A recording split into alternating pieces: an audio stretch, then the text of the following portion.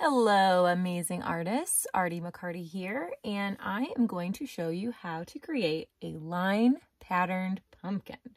What you need for this is your pumpkin paper printout, a black marker of any kind, Sharpie, regular black marker, Crayola, doesn't matter, a ruler of some sort. And if you don't have a ruler, you could totally use a folder or the edge of a notebook or just something that is a straight edge, but it will need to be long enough to cover the majority of your paper.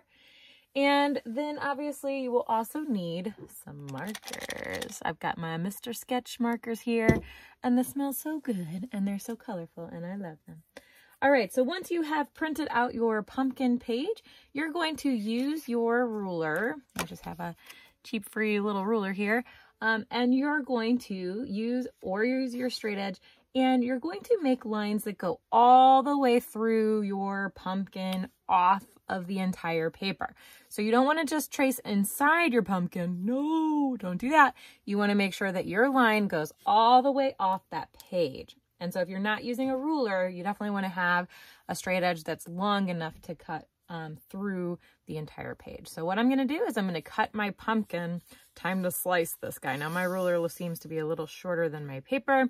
So I'm going to go, maybe I'll go this way. So I want to make sure that it goes off the edge. And I'm going to take my black marker. Notice I'm using my other hand to hold that ruler or straight edge down very tight and strong. And I will use my other writing hand to use my marker to slice through my pumpkin. Now I want to do at least 4 or 5 slices. So I want to cut in 4 or 5 different directions. And notice I'm crisscrossing and just cutting up my pumpkin. Maybe I'll go through here. And what you're doing is you're basically putting your pumpkin into different sections and creating different shapes when you're doing this.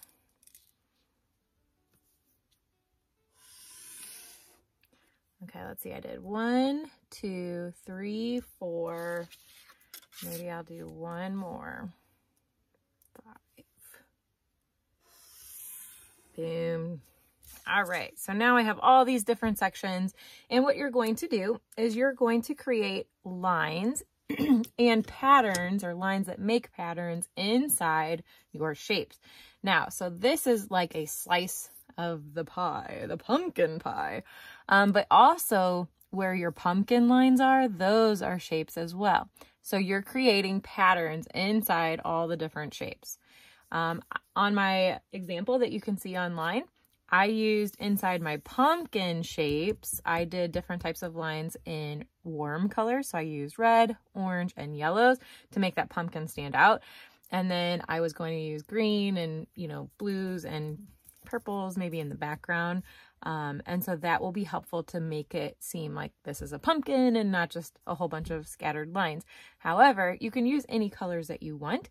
And it will become kind of like an optical illusion if you don't separate your colors, which is kind of cool too. So really the whole exercise, the objective here is to just be creating lines that create patterns. So we're learning about lines and patterns. So if I create, and it's kind of therapeutic if I just take some lines and I'm just doing a little curve, and I'm thinking of them like race car tracks here. And I want them to be parallel, meaning they're next to each other. They run alongside each other with a similar amount of space in between.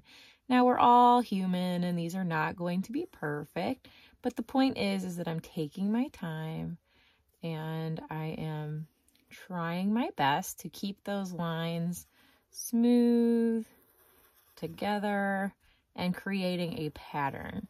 Because if I space it out too much, then it becomes kind of distracting. And you're trying to, again, make those patterns. And some kids even know about Zentangles. And if you don't, I highly suggest you Google it. Zentangles. And if you take your time and think about this and just kind of relax, it's kind of like doodling. You could sit and watch TV or listen to some music while you do your lines. You can do all kinds of different lines and patterns. You can do zigzag. And we learned about lines last week with our line lanterns. And so you can reiterate or reuse any of the lines that you learned from the last week's video. You could look up some online. You could make up your own and just be creative. Sometimes shapes even make lines if you put them in a repeated pattern, hence the word pattern. So you kind of just fill that whole space and let it run into where you're going. Boop. It's kind of fun. So if I were to do some circles, if I were to create random shapes that come together, it eventually becomes a pattern. You could do this with hearts or stars, etc. So just have fun with it and enjoy it and take your time. Okay, I could fill that whole thing, but I think you get the point of what we're doing here. So use lines and shapes and create some patterns. Upload your pic onto the Turn-In slide. I love to see your smiling faces, artists. All right, bye guys. Love you all.